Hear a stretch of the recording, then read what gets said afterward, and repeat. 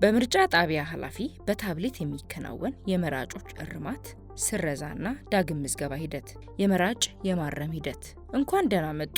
በመጀመሪያ የያዙትን ታብሌት ያስነሱ። በታብሌት ስክሪኑ ላይ ካሉት መተግበሪያዎች መካከል ምርጫዬ የሚለውን መርጠው ይክፈቱ።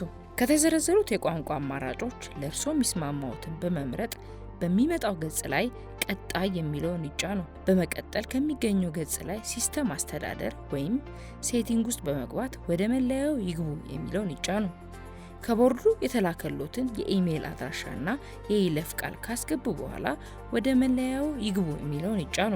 በቀጣይ በሚመጣው ገጽ ላይ የምርጫ ጣቢያ ኃላፊ የመራጮች ዝርዝር ለማውረድ መራጮችን ያውርዱ የሚለውን በመክፈት ዝርዝሩን ወደ ታብሌቱ ይገለብጣሉ።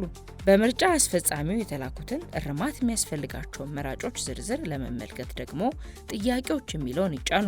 የመራጭ መረጃን የማረም ጥያቄ ለመመለስ የመራጮች መረጃ የማረም ጥያቄ የሚለውን ነክተው በምርጫ አስፈጻሚው የተላኩትንና እርማት የሚያስፈልጋቸውን መራጮች ዝርዝር ይመልከቱ። በመቀጠል እርማት የተደረገባቸውን ቦታዎች የእርማቱን ምክንያትና የተያያዘውን ማስረጃ ቅጽ ካጣሩ በኋላ አጽድቅ የሚለውን በመጫን የመራጩን ጥያቄ ያጽድቁ። የመራጭ መረጃ የመሰረዝ ሂደት።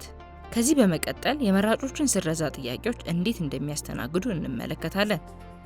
የመራጭ መረጃን የመሰረዝ ወይም መልሶ የመመዝገብ ጥያቄ ለመመለስ የመራጮቹን ስረዛ ወይም መልሶ መመዝገብ ጥያቄ የሚለውን ነክተው በምርጫ አስፈጻሚው የተላኩትን ስረዛ ወይም ዳግም ምዝገባ የሚያስፈልጋቸውን መራጮች ዝርዝር ይመልከቱ።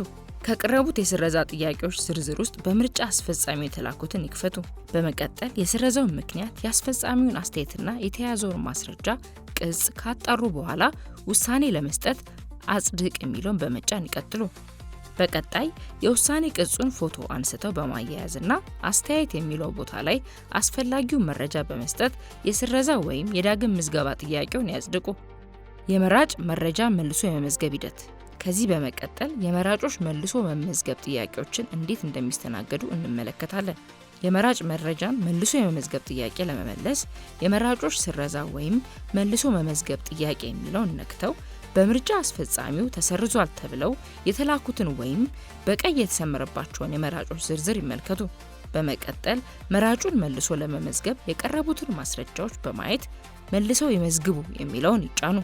በቀጣይ መራጩን መልሰው እንዲመዘገቡ ከፍርድ ቤት የተሰጠውን የውሳኔ ፋይል በጥሩ ሁኔታ ፎቶ አንስተው በማያያዝ መልሰው ይመዝግቡ የሚለውን በመጫን መራጩን እንደገና ይመዝግቡ።